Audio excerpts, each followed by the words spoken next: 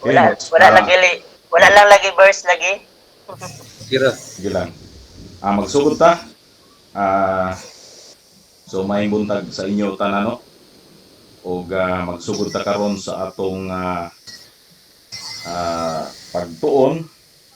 Westminster Confession of Faith, chapter 1. Unya atong dirita sa section 10. O musugod sa ta sa section 9 tungod kay konektado ning duha. O sa section 9, the infallible rule of interpretation of scripture is the scripture itself. And therefore, when there is a question about the true and full sense of any scripture, which is not manifold, but one, it must be searched and known by other places that speak more clearly. Sa section 10, the supreme judge by which all controversies of religion are to be determined, and all decrees of councils, opinions of ancient writers, doctrines of men, and private spirits are to be examined, and in whose sentence we are to rest, can be no other but the Holy Spirit speaking in the scripture. So, dinhi sa section 9 ug 10 at atong paningkamutan nga ma-take up nato aning kining one time nato nga lecture. Og dinhi ang gisgutan gyud mahitungod ni siya sa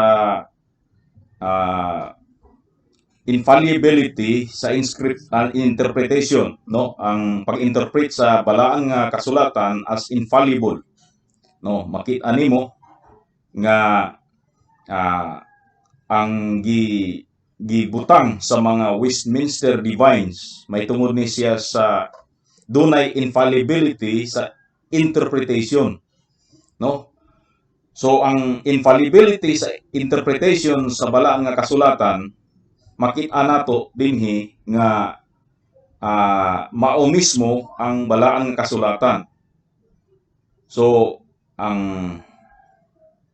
dunay rule sa pag-interpret, no, sa balaan nga kasulatan o kana mismo mao ang kasulatan mismo, no. Siya ang interpreter sa iyang kaugalingon, no. So dili mugikan ang interpretation sa bisan asang lugar, no. Mo ni ang gitawag nga infallible rule. Makita nimo nga dili plural kundi singular ang pag-ingon nga rule, no, dili rules. So sa interpretation sa balang kasulatan dunay gitawag na siya sa atong sa kining disiplina sa interpretation, science of interpretation nga mo ang hermeneutics. Kining hermeneutics mo ni siya ang science of interpretation, no, science of interpretation nga ginahimo sa kining sa bisan asa ka nga lugar, no. So kining science of interpretation, no, unsay mga rules ug unsa ang mga patakaran aron nga ang balaang kasulatan unsaon pag-interpret, no, nga dili ka mo masayo. Pero kana nga mga patakaran, no, makita nimo nga dapat nga kana nga mga patakaran musubay gyud sa balaan nga kasulatan. Now, kini nga rule of interpretation mato diri mao mismo ang balaang kasulatan kay bisan pa kung ang gamiton nato sa pag-interpret, no, sa diha nga magbasa ta sa kasulatan labi sa mga pastor, bisan pa kung ang gamiton nimo pag-interpret mismo ang imong disiplina sa hermeneutics, no, ug ang disiplina sa hermeneutics mao gyud ang but pasabot niini nga kinahanglan nga imong i-interpret ang usa ka passage pananglitan, mo interpret ka sa usa ka passage nga imong gitanaw ang konteksto niya, the context. Kung imong context dili lang kay sa masigkasilingan sa bersikulo, kung dili sa sa imong tan-awon po unsa ang kining unsa ang panghitabo the moment nga gisulat ang maong text. Pananglitan, kung imong basahon, pananglitan, ang Book of Romans, ang libro sa mga taga-Roma, kung imong basahon, angay nga imong i-consider unsa ang sitwasyon, panahon nga si Apostol Pablo nagasulat sa Book of Romans, no? Unsay sitwasyon ug unsa ang iyang kahimtang nga si Apostol Paul ay wala pa nakaadto sa Roma ug busa nisulat na lang siya kay gusto siya maadto sa Roma.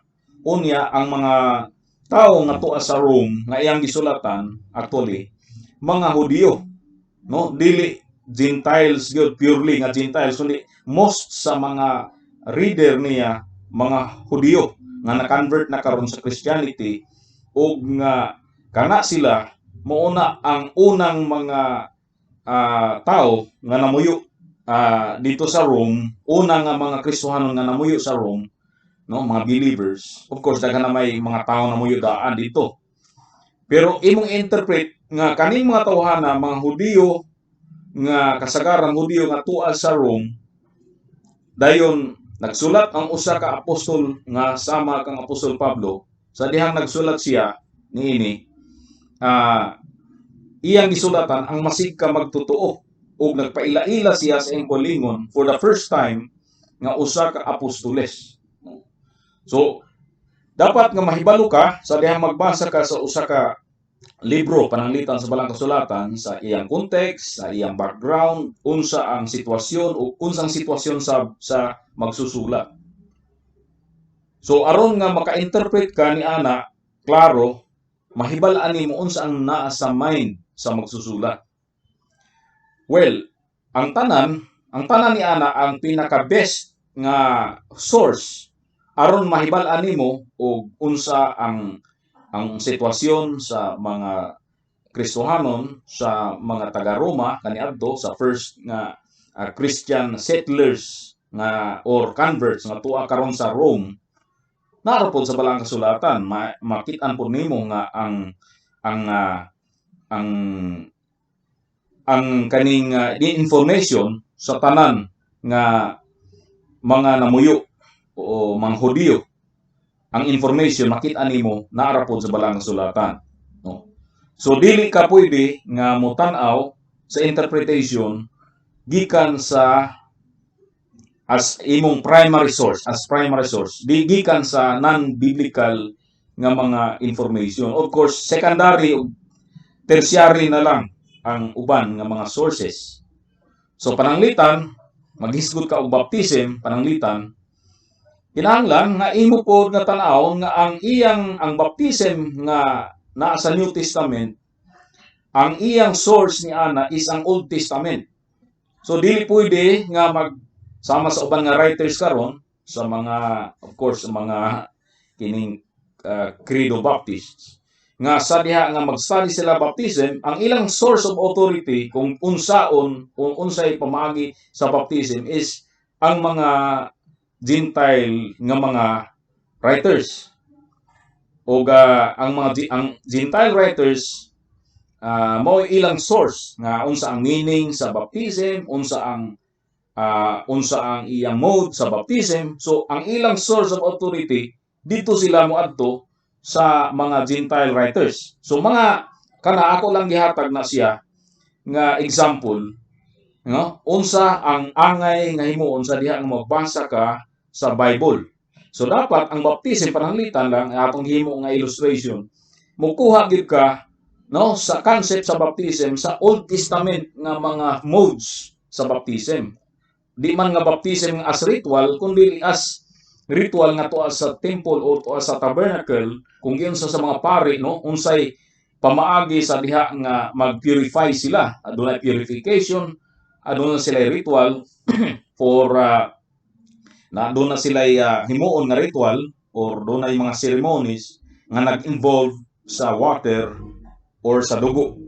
So kana imong tan-aw gikan ra pod sa Bible nga mga patakaran aron ma-explain nimo unsa ang baptism. So mauna siya nga mato diri, the infallible rule of interpretation of the scripture is the scripture itself. No, dili pwede nga ang New Testament nga baptism pananglitan dito ka mokuha sa ila ni Plato, ila ni Aristotle, mga writings sa mga pagans. Kay although the same word ang gamiton sa mga biblical writers, mukuha sila same word yun, no? Pananglitan sa logos nga sa John chapter 1 verse 1, word, the same word o katong word nga gigamit sa mga unbelievers, sa mga pagan writers. Pero ang concept lahi, di ba? Lahi ang concept.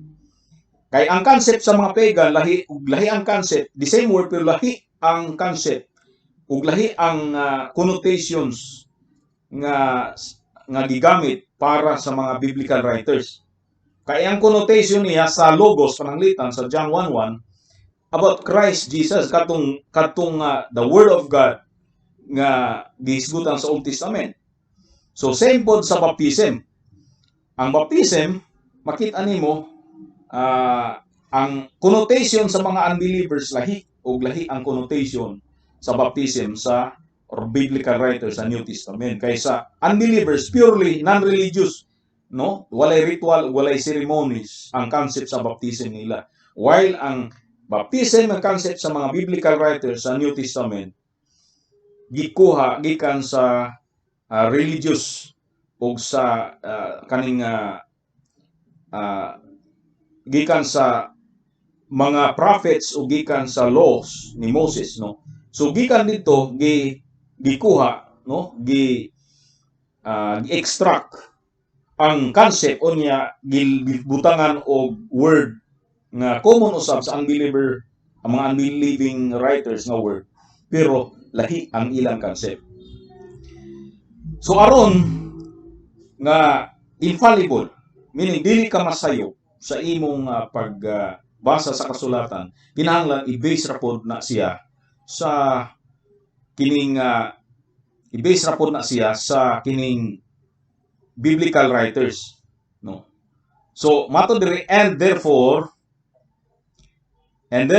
when there is a question about the true and full sense of scripture, which is not manifold but one, it must be searched and known by other places that speak more clearly. Muna akong giingon nga sama sa baptism, sa issue sa baptism, diretso ang New Testament nga narrate about sa baptism ni John, baptism nga gihimo sa mga apostles, pero ang iyang pag-narrate niya na wala na niya gi-appeal kung unsa ang mode sa baptism pananglitan, kay iyang gi dahom o iya nadaan ni gi-assume na ang reader nakabalo na o giyon sa pagkabalo sa reader ang Old Testament. So makita nimo ang mode sa baptism sa New Testament pinaagi sa pag-adto sa Old Testament sa purification nga pamaagi sa mga pari o giunsa nila sa unsay mode nga gigamit nila sa ilang purification, sa ilang ritual dito sa tabernacle o dito sa temple. O ingon diri sa 2 Peter 1:20 pananglitan o kini naghiskut ni sa eschatology nga ang eschatology sometimes kining klaro o dali kayo masabtan, pero sometimes dili klaro. So mato ni Apostle Peter, knowing this first, that no prophecy of the scripture is of any private interpretation. For the prophecy came not in old time by the will of man, but holy men of God spake as they were moved by the Holy Ghost. Kung makita nimo nga wala daw propesya sa balaang kasulatan nga pag hubaron privately. Kanang private interpretation nakahulugan ka na nga interpretation nga tao mo iga-interpret. Ang ginahimo manggod sa kasagaran sa mga tao sa dihang mo interpret sila sa scripture is ang ilang orientation, no, ang ilang orientation nila mo ilang mo ilang i-interpret dito sa balaan nga kasulatan. Pananglitan, magkabasa sila sa prophecy nga sa pananglitan sa Revelation. Nga ang Revelation nagsulti nga adunay eagle, pananglitan dunay eagle, dunay dragon. Kung ang usa ka tao nga natao sa 21st century, unya wala dili gyud siya suhito sa sinultihan sa balaan nga kasulatan, ang mahitabo niya na mao nga ang iyang interpretation sa dragon mao ang China. Kaya ang China man maoy naay tatak nga dragon, no? Ilaman ka na ang symbol. Niya pag makabasa sa eagle, ang iyang interpretation niya na dayon is Amerika, kay ang Amerika ang ilang symbol is eagle man, no? Dayon og makakita sila diya sa Book of Daniel o word nga bear kaning oso, ang ilang huna-huna is kani nagkahulugan og Russia, kay ang symbol sa Russia is kaning bear. So dili pwede ang private interpretation mo imong i-impose dito sa imong pagbasa sa balaan nga kasulatan.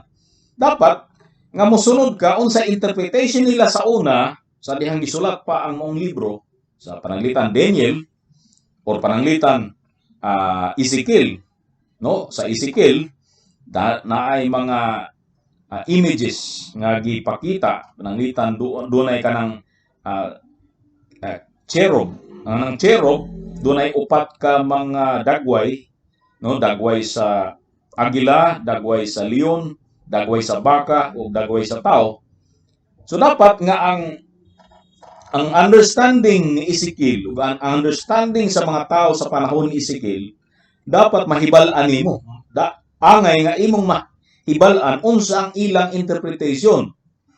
Dili nga imong interpret ang mong passage sa kining sa imong kaugalingon karon nga interpretation nga ang meaning sa bear or sa Ezekiel ang meaning sa eagle is Amerika, unya ang bull kanang baka, siguro ang baka unsay meaning nato karon, o sometimes ang uban i-connect pag yun na siya sa kining kinibang mga kuan karon, mga sa feng shui o unsa ba, no, nga naay mga meaning kada animal na ay meaning ila pag i-connect dito, which is wala gyud na sa panahon ni Ezekiel, no? So dapat nga unsa ang meaning, unsa ang interpretation sa ilang panahon, mao ang imong interpretation karon. So kung imong interpret ang balang kasulatan sa imong kaugalingon karon nga panabot, mao nay private interpretation. Or pananglitan, ang eagle, ang usa ka halimbawa sa private interpretation kining sa diha nga usa ka tawo mo interpret sama kang Manalo, Felix Manalo, nga mo interpret sa eagle nga naa sa Isaiah, no? Isaiah, ang eagle diha nga mandaragit, ibon na mandaragit. Ang interpretation nila nga mao na ni si kining Manalo. Tapos i-connect dayon sa eagle nga naa sa Revelation nga mao na si Manalo. May tabuan na, no? Mao na ang interpretation, private interpretation na. Kay wala siya mo base sa interpretation ni Isaiah, which is kung imong tan-awon sa Isaiah, kadtong eagle nga gisgutan, no? Kanang ingon nga ibon na mandaragit sa Isaiah. Sa uban nga translation, bird of prey ang tawag ni ana. Ang gina-refer diha mo si Cyrus diya sa Isaiah. Dili why bisag kinsa ang gina-refer. So dapat balik ka sa passage mismo, sa context. Ang context mo man po na ang scripture mismo. Dayon sa verse 21, for the prophecy came not in old time by the will of man, but holy men of God spake as they were moved by the Holy Ghost. Ang rason nga ano nga ang balang kasulatan, ang ano nga angay nga i-interpret sa nga dili privately, dili ato nga interpretation, tungod kay matod the prophecy came not in old time by the will of man. So, ang will sa Dios, dili will sa tao. Mao ang hinungdan nga dunay prophecy nga niabot. Dili kaugalingon ni Isaiah, Jeremiah, Ezekiel, Daniel o kinsa pa mga prophets. Dili nila kaugalingon nga kabubuton, no? Wala nila tuyoa. I mean, ang pasabot nato, dili nga sila ang nag-imbento sa ilang mga prophecy. Dili nga sila mo ay nag-imbento ni ana, kundi in fact sa diha mo abot ang pulong sa Dios sa ilang panahon. Musugot man sila og sa dili angay og kinahanglan gyud nga dawaton nila og ila nang i-transmit, no? Ila nang i-transmit dito sa mga tao nga ilang adtuan og ilang walihan. Sama kang Baruch or sama kang Jeremiah, dunay mga panahon nga dili na unta sila gusto, sama pud kang Jonah. Dili sila gusto unta sa trabaho nila. Pero ang Dios, no? Adunay ang Dios mismo, no? Dili gyud kabalibaran ang iyang tawag o sila mismo mapugos. Sometimes supak sa ilang kabubuton, pero gikinahanglan man og of course God sa Psalm 110 verse 3, thy people shall be willing in the day of your power. So sa panahon nga sila gimove sa Holy Spirit,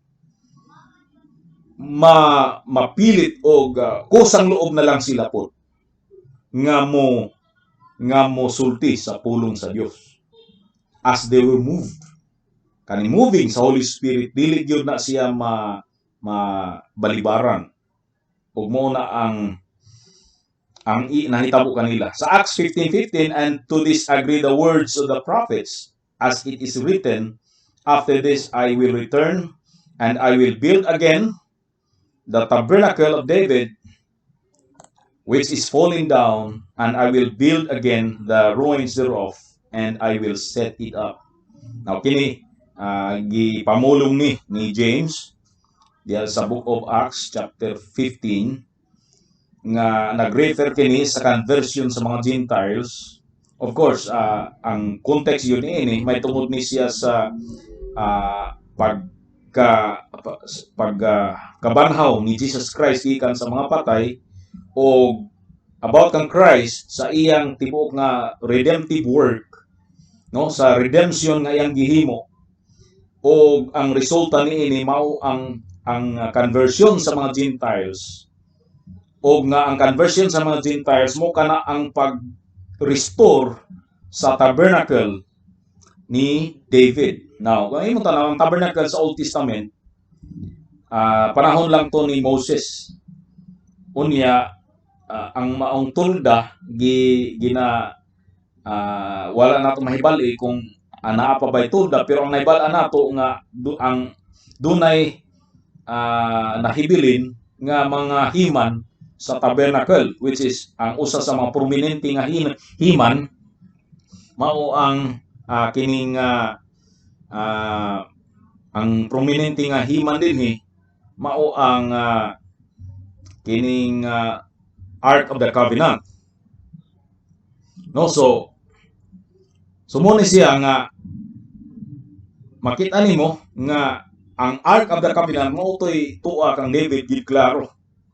In fact, panahon nga kini nabihag o nadala dito sa mga Philistines, dayon nahitabo ang dunay hampak sa Ginoo, dunay plague sa mga Philistines, unya gibalik dito sa mga Israelites, unya si David, no, iyang gipaningkamutan nga mabalik pag-usab og ngani kadtong panimalay nga mo'y nagsagop ni anang iyang Ark of the Covenant gipanalanginan man gani ni Yahweh. So dinhi ang ingon niya nga tabernacle naghulugan kini sa presence sa Ginoo. No presence sa Dios kay asa ang tabernacle o asa ang Ark of the Covenant dito ang presence sa Ginoo. So ang pasabot dinhi ang church mo ni ang tabernacle of David nga ginatukod niya dili lamang sa mga Hudyo kundi apil usab ni ana ang mga hintil og most kasagaran og majority sa Gentile converts mga Gentiles mga hintil nga gikan sa ato ang church converts majority kanila. So ang pasabot dinhi ni David ni James no ni James sa Acts 15:15 ang iyang pasabot niini nga ang nahitabo sa New Testament nga conversion sa mga hintil kana gumikan lang usab sa gitudlo sa mga propeta. So wala mahitabo ang New Testament nga wala kini gibase sa mga words sa mga propeta. Makita nimo nga unsa ang panghitabo sa usa ka bahin gi-base sa lain nga bahin. Unsa ang panghitabo sa New Testament gi-base dito sa Old Testament. Kaya dili mas sabtan ang panghitabo sa conversion sa mga Gentiles paingon sa church, majority kanila Gentiles paingon sa church kung dili ibase sa Old Testament. Pareha lang na sa baptism nga akong gisgutan kaganiha. No nga dili mo masabtan kung direct ang imong source ni ana is ang mga pagan writers, no? Ang mga Greek philosophers, katong mga Greek writers nga extant ang ilang mga books pag-abot sa atong panahon. Kung i-base nimo ang word nga bapto o baptizo sa ilang mga writing, masayop ka gyud.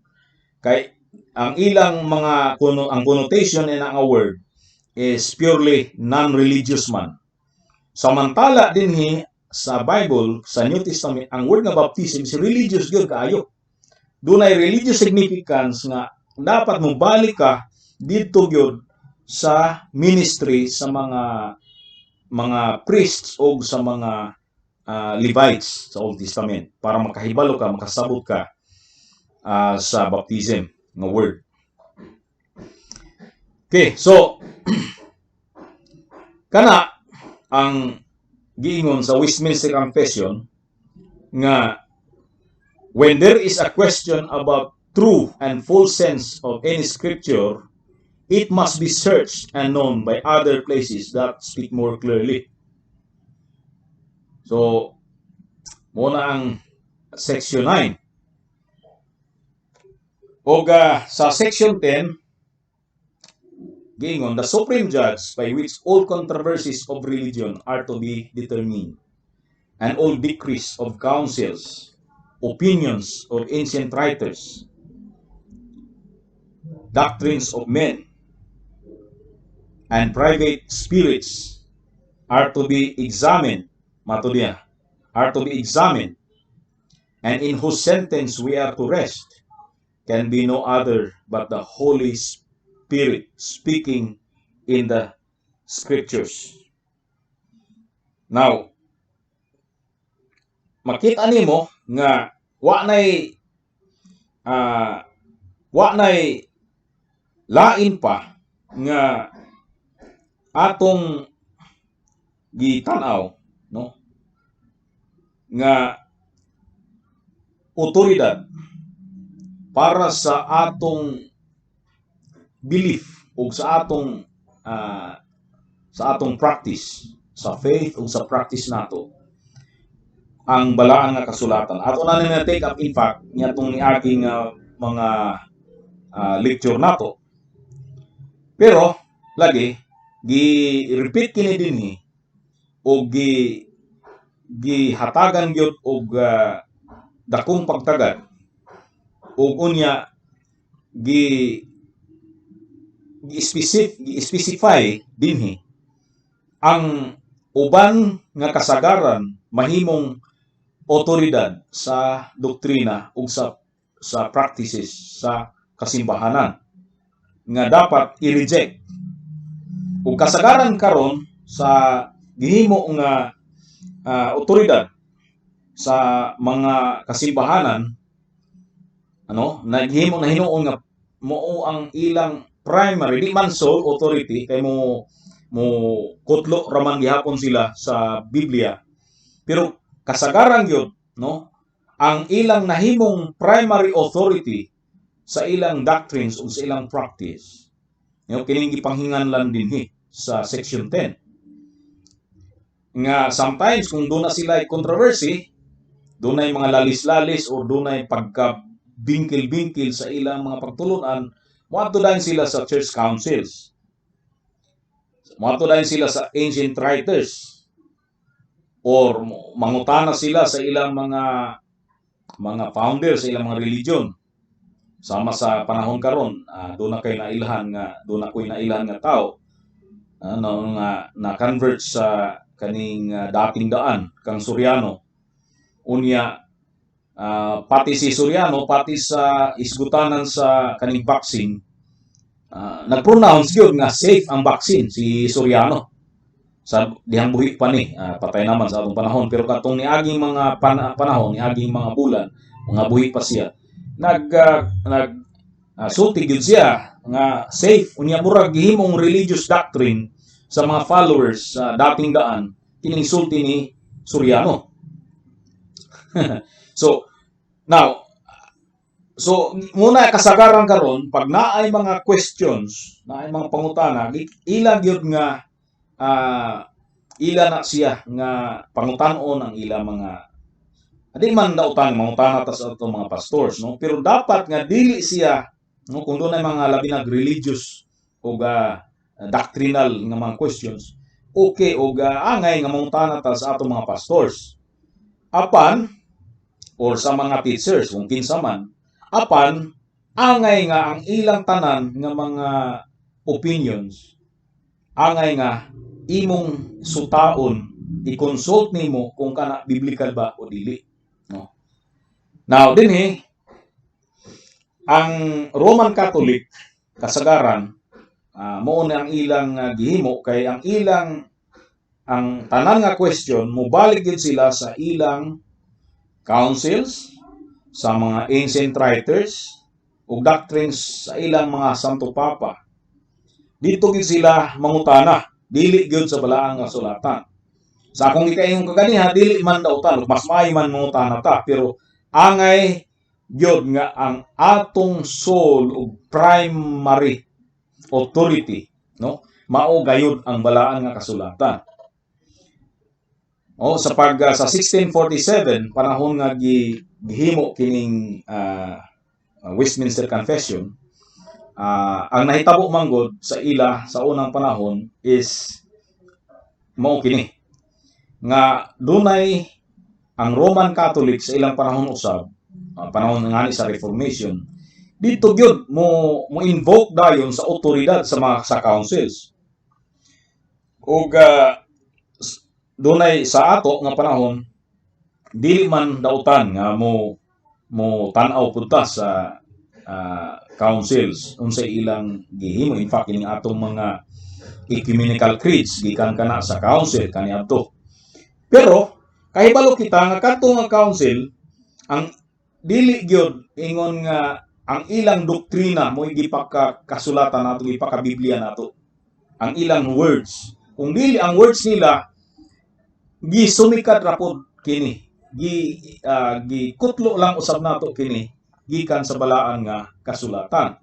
Panalitan kining Westminster Assembly, kining Westminster Confession, sa diha nga mukutlo to niini, dili tungod kay mao na gyud ni atong ipaka Biblia.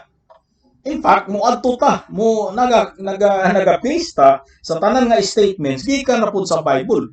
So muna ang meaning dinhi.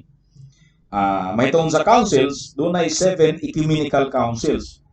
7 kana kay ang first nga council katong Council of Nicaea sa 325 AD. No? Dayon gisundan sa Council of Constantinople sa 381 AD. Dayon na ay Council of Ephesus niadtong 431 AD. The Council of Chalcedon niadtong 451 AD. The Second Council of Constantinople sa 553 AD. The Third Council of Constantinople nahitabo kadto from 680 to 681. Ibali murag tagi-tagi. Dunay so mga 8 anyos. No. Isa ka tuig lang ang pag the whole year the whole year 680 to 681. The whole year gyud ang ilang council. Nya finally ang second council sa Nicaea niadtong 787 AD.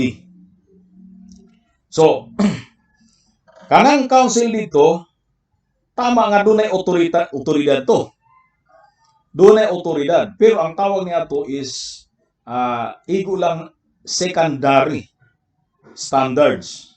No, ang creeds nga ilang gihimo kanang ilang product sa ilang studies, no, ang product sa ilang studies igo lang secondary o derive sila tanan gikan sa balaan nga kasulatan. Tanaw nato anang gi-cite nga scripture reference sa Matthew 22:29 paingon sa 31 29 o ambak sa 31 dili. Jesus answered and said unto them, Ye do err, not knowing the scriptures, nor the power of God. Sa verse 31. But as touching the resurrection of the dead, have ye not read that which was spoken unto you by God, saying. So si Christ din ang pinaka-context din mao ang iyang encounter sa mga Pharisees, Sadducees, kaning Sadducees, mga Saduceo, no? Encounter nila ug ang mga Saduceo di man mutuo nga dunay resurrection of the dead. Unya, of course, sa diha nga na-encounter nila si Jesus, gusto nila nga pintalon si Jesus o usagani sa mga question sa mga Sadducees. Mao ang katong babae nga dunay 7 ka husbands nga, no, ang first na husband ang kamagulangan, dayon ang iyang husband namatay, dayon human ni ana siyempre na may balado mga Hudiyo nung kinahanglan ang igsuon ra maoy iyang iminyuan kay aron nga ang iyang yutang kabilin dili mapasa sa lain, no, kay iya naman sa balo ang yuta. So aron nga di mapasa sa laing bana kung mga mamana siya og lain, kinahanglan nga ang igsuon ra pod mo'y muminyo sa iyang manghod. So ang istorya mao nga nahurot og kamatay ang 7 ka mga igsuong lalaki, no, puro sila nahimong bana ang balo. Dayon ang question kay murag gilitag si Jesus Christ sa mga Sadducees. Ang question is kinsa man panahon sa resurrection kinsa man ang iyang mahimong bana, no, kay ang ila gi-deny gud nila nga dunay resurrection kay sama nang sitwasyon walay mahitabo nga ang tanan ang pito ka bana mao gibana dito sa panahon sa pamanahon sa mga patay, no, so dili siya reasonable sa ilang hunahuna.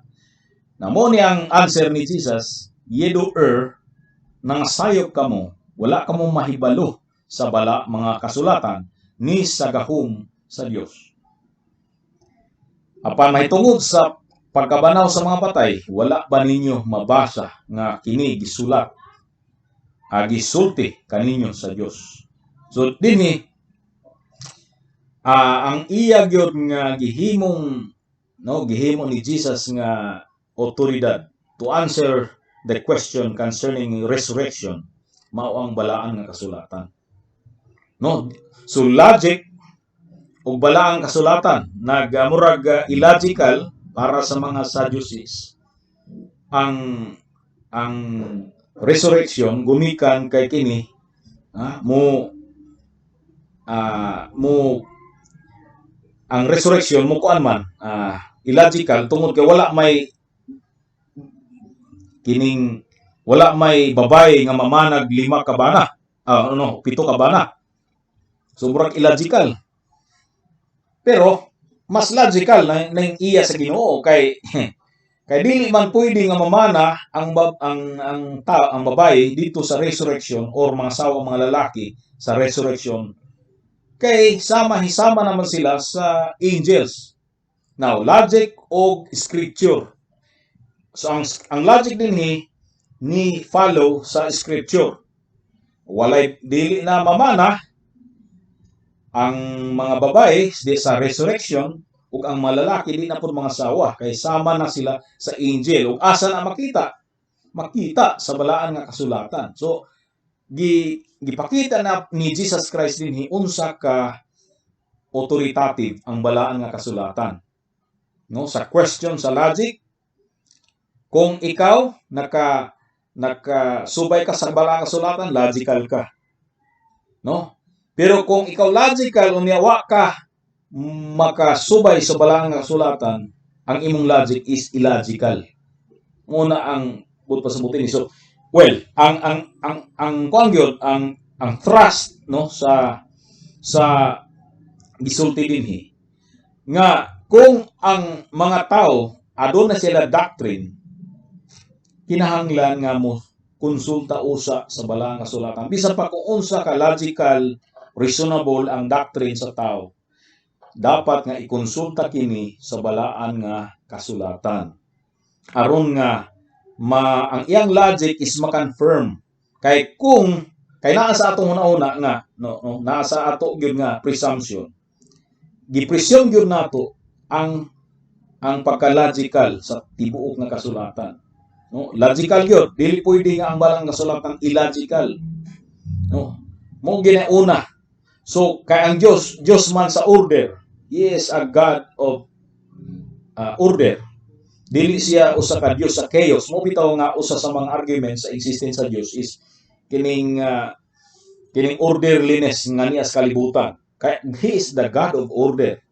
So dinhi bisan pa kung unsa ka maayo paminaw ng usa ka doktrina kay kini mo haom sa logic ug sa reason sa tao. Kung kini dili mo haom sa balang nga sulatan, doon na di explanation ni ana. Ang explanation illogical gyud ng kana nga doktrina. No? Okay, so naa pa ba mo diha mga kaigsuonan? Murag okay pa mo? So, naa ba may mga questions?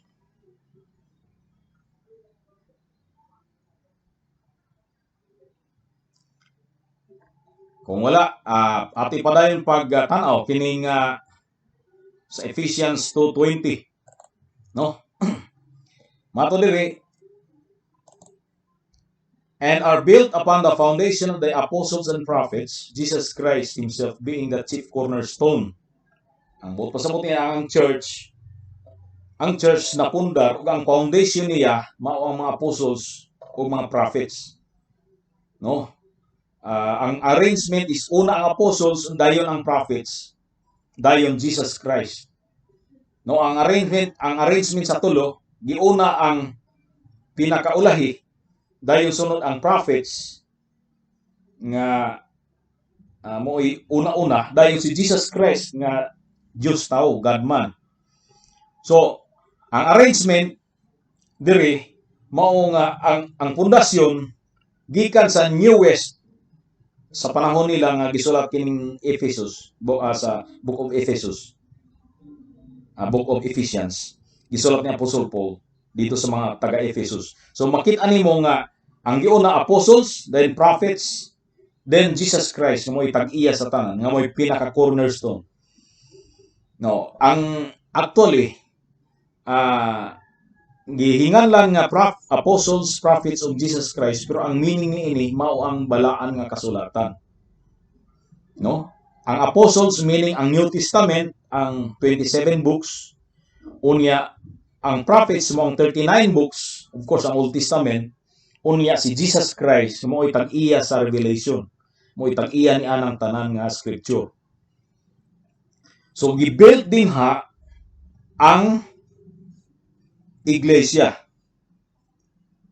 So makita nimo nga dili pwede nga sa diha nga usa ka kongregasyon o usa ka grupo sa mga tao magkanta-kanta, magsayaw-sayaw, kining clapping sa ilang mga kamot. Unya magnaay gitara niya magkanta-kanta dayon, maghugyaw-hugyaw, magsayaw sa kalipay ana. Unya maglukso-lukso. Dayon mahitabo ana magtestimony ang kada usa unsa daw ang maghimo sa Dios sa ila.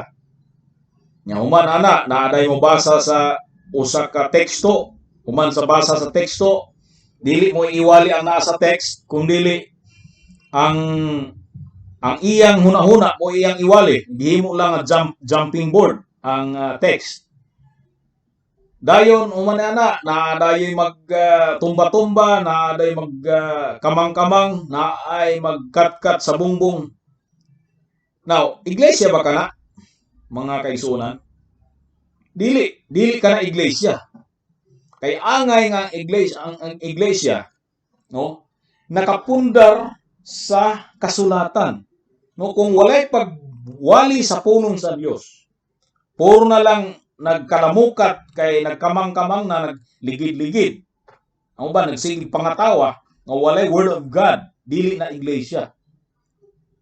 Ang iglesia nakapundar kana sa tama nga handling sa balaan nga kasulatan.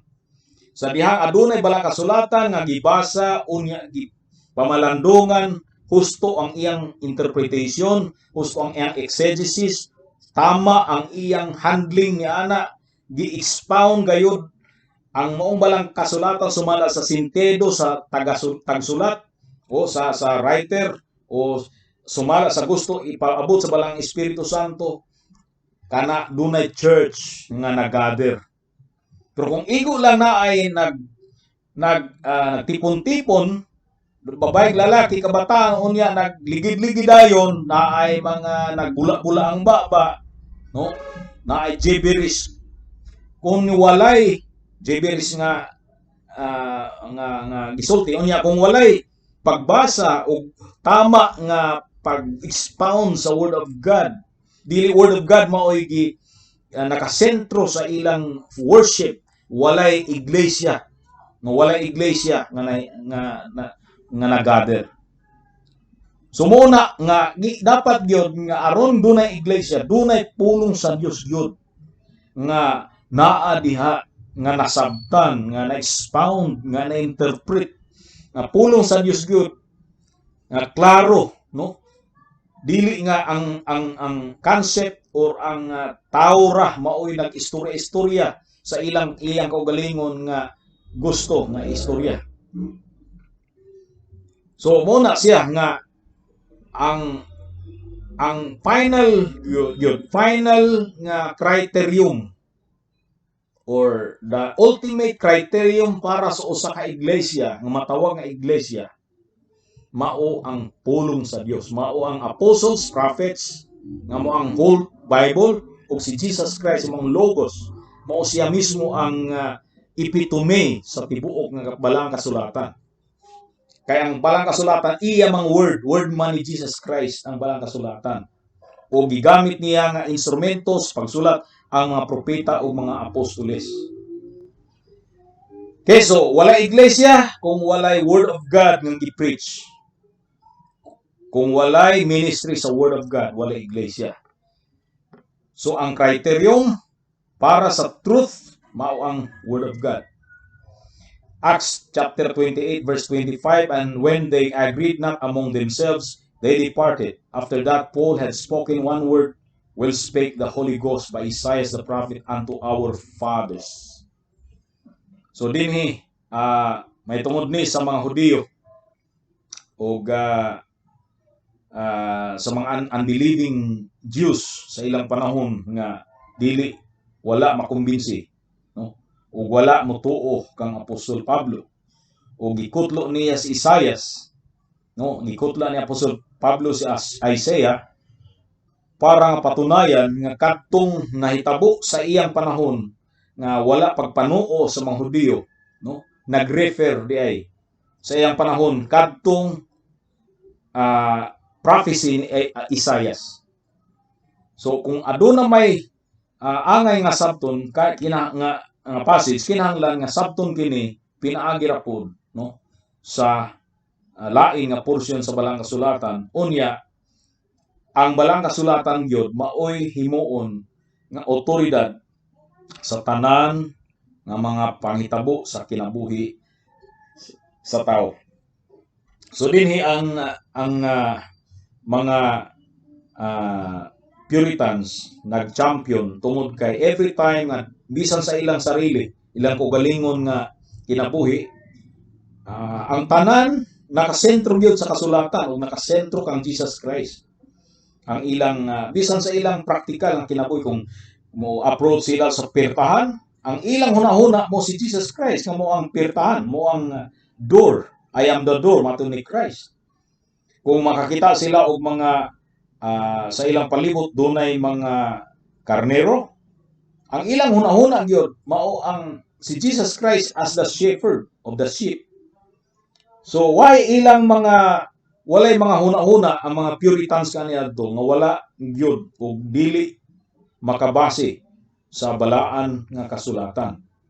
So bisan sa ilang practical nga pagkinabuhi, sa ilang application sa adlaw-adlaw, at gi-apply ra nila unsa ang ilang nabasa sa Balang Kasulatan. So mato diri ang tanan nga doktrina, wala man ing nangadautan sila, pero kinahanglan i-examine sila ug dapat nga mo rest ang maong mga doktrina, no, diha sa balaan nga kasulatan. Ug tan-aw nimo dinhi, the Holy Spirit is speaking.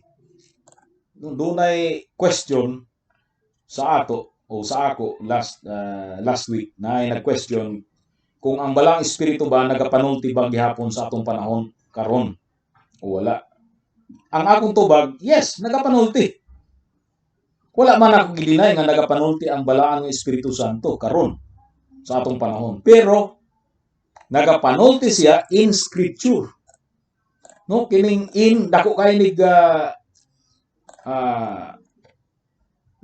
impact ni dinhi. O ang Balang Kasulatan gyud o mismo si Jesus Christ diya sa John chapter 16, iyang gisulti nga ang Balang Espiritu Santo magapanulti dili sa iyang kaugalingon. Kung dili magapanulti siya sumala ra pod sa naa kang Jesus Christ. Siya daw magakuha sa mga butang nga iya ni Kristo. Kung dili siya magapanulti alang sa iyang kaugalingon, kung dili magapanulti siya mahitungod kang Hesukristo, o dili siya magahimaya sa iyang kaugalingon, kung dili magahimaya siya kang Hesukristo. So makita nimo nga kung doon na may ministry ang balaan nga ang Balang Espiritu Santo, dili siya maga-ministry nga siya lang, autonomous, kundi maga-ministry siya nga mao si Jesus ang iyang iga sulti. John chapter 16 verse 13, howbeit when he, the Spirit of truth, is come, he will guide you into all truth. Meaning katong mga apostles, i-guide niya sa tanang truth. Meaning doon na infallibility nga ihatag ang Diyos sa mga apostles unto all truth or into all truth, for he shall not speak of himself. Dili siya meaning ni ana nga ang balaan nga Espiritu Santo dili magapanulti o dili niya i-magnify ang iyang kaugalingon. No, dili ang Holy Spirit mo ay sentro sa tanan nga sa teaching. Kung dili ang sentro mao si Jesus Christ. He shall not speak of himself, but he shall not speak of himself, but whatsoever he shall hear, that shall he speak. So maminaw ang balaan ng Espiritu Santo sa word ni Jesus. And he will show you things to come. Verse 14, he shall glorify me, for he shall receive of mine. Ang iyang i-glorify, dili ang iyang kaugalingon, kung dili si Jesus Christ mo i-glorify. For he shall receive of mine. Meaning, ang dawaton sa Espiritu Santo, ang words ni Jesus, ang revelation ni Jesus, and shall show it unto you. John chapter 16 verses 13 hangtod sa 14. Unya sa 15, all things that the Father hath are mine. And therefore I said that he shall take of mine and shall show it unto you. So ang Holy Spirit, kuhaon niya ang mga butang nga iya ni Jesus Christ, unya maura pod ang ipakita, i-reveal dito sa mga apostoles, mo ang balang kasulatan. So mawa ang tanan nga gisulti sa balaan nga Espiritu Santo, which is mauna na karon ang New Testament, nga diri gi-base nato ang atong gisulti diri sa atong passage nga gibasa. Gisulti sa balaan nga Espiritu Santo, words gyud na sa balaan nga Espiritu Santo, pero kinuha ra pod na niya, iya ra pod na siyang gi-draw gikan kang Jesus Christ. Unya katong mga words ni Jesus Christ, gi-draw ra pod niya gikan sa Amahan. So makita nimo dinhi nga walay kaugalingon nga pag-istorya ang Espiritu Santo. No, dili sa atong panahon karon kasagaran, moingon man ang mga tao nga mao ni ang giingon sa balaan ng Espiritu Santo as if dunay autonomous nga ministry ang balaan ng Espiritu Santo. Actually, dili autonomous ang iyang ministry. Kung dili kini nga ministry, iya ra pod nga gikuha gikan kang Jesus Christ ang ministry nga maong ministry of the word. So ang question kung nagapanulti pa bagihapon ang Espiritu Santo sa atong panahon, yes. Pero ang iyang sulti nasulat sa balaan nga kasulatan. Okay, so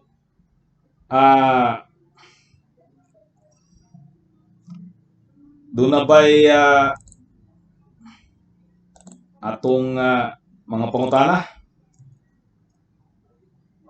Diri ra siguro usa tataman sa kining section 10.